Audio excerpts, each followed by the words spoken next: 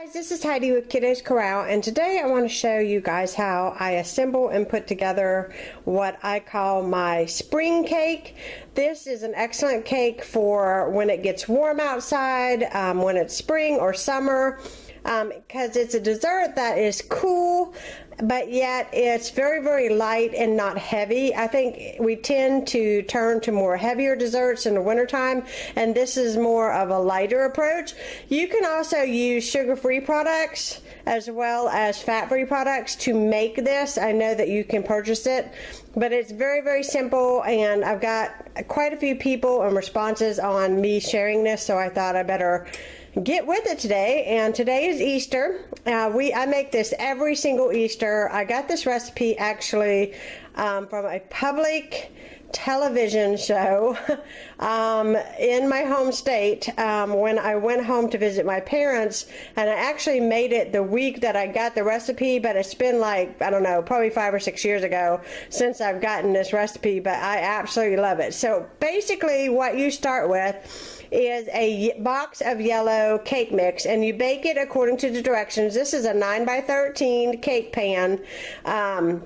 You're just going to layer everything right into this pan. You certainly don't have to. You can bake your yellow cake in a 9-inch rounds and actually make this like a stacked cake, which is really pretty. But for us, I just do it in a sheet pan. I think it's still delightful and delicious, and I still think it looks nice in a regular, you know, square pan.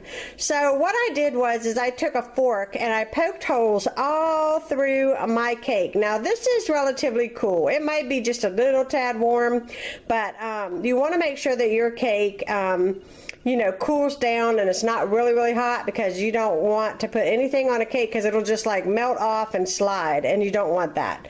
What I have here is a can of crushed pineapple. Now you do not want to drain your crushed pineapple, and what I'm going to do is I'm going to just pour this all over the top and let the cake absorb all the juice and the pineapple. And that's why you put the holes in it, so that the juices get in there and saturate the dense yellow cake. So that is the first thing I'm going to do, is put the pineapple on. Now you're going to want to whip up a small box of vanilla pudding.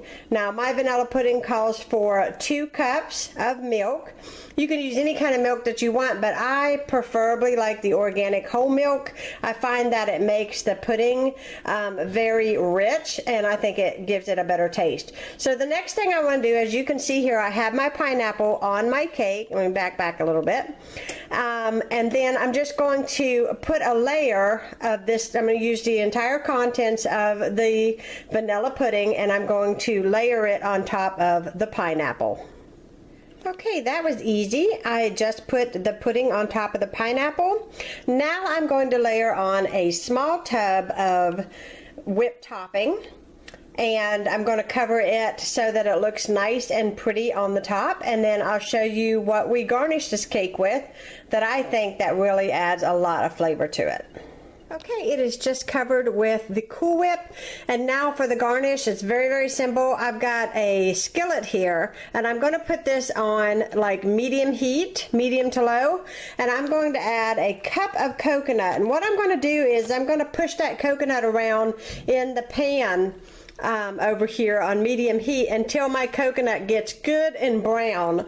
Now you got to stay with it, because coconut has, you know, like natural sugars in it, and sugar, and in fact I don't think this is even organic, so it definitely has sugar in it. But the thing about it is that it will burn very, very quickly because it has a sugar in it. When your coconut is cooled completely, then you want to sprinkle it all over this cake, and it does not get any simpler than that. And I was just reminded a little while ago that I actually made this cake for a cake auction, but I also had previously made it for a church picnic, and somebody paid $300 for my actual cake, and so yeah, that got to tell you guys that this cake tastes really, really good. Very, very simple to put together, but very, very tasty. So I'm going to go ahead and get rocking on that coconut, and I'll be back and show you what it looks like to garnish the cake. As you can see right there, I toasted the coconut. It's still really, really hot. I'm trying to get a close-up of it so you guys can see it. See how it's lightly brown? And you want, while the pan is hot, you know, you want to move this around because it will burn. I mean, it burns very, very easy. I browned this in probably less than 2 minutes. You can still see the steam coming off of it. So what I want to do is I'm just going to pour this toasted coconut into a bowl. I'm gonna let it cool completely because if you put this on your cake now, it will melt the whipped topping and you don't want that. So right now I'm just going to let this cool and then I'll show you what it looks like on the cake. Okay, as you can see, my coconut is cool and I'm ready to garnish this beautiful cake and get my Easter festivities underway. It's kind of hard to do one-handed. But let me try to hold it with this other hand. There we go. I think I can do it better now.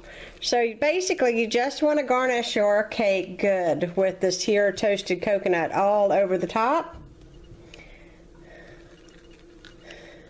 And if you don't like coconut, use slivered almonds.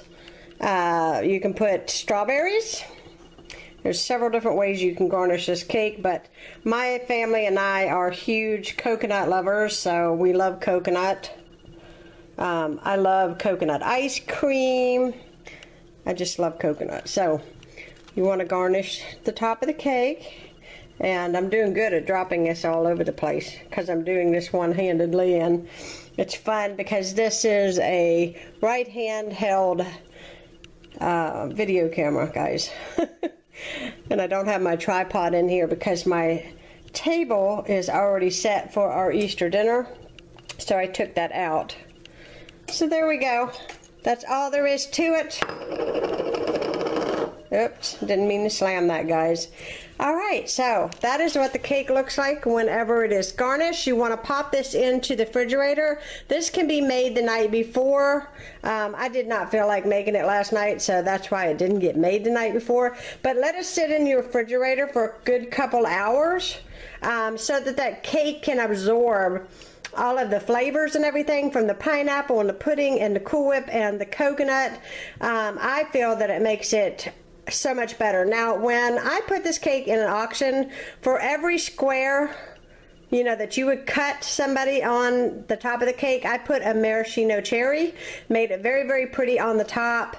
I just thought I would throw that tip out there. But I hope you guys enjoyed this Sunday Simple Supper, and I will be talking to you guys again soon. I hope you all had a great Easter, great Sunday, and I'll talk to you guys again. Bye-bye.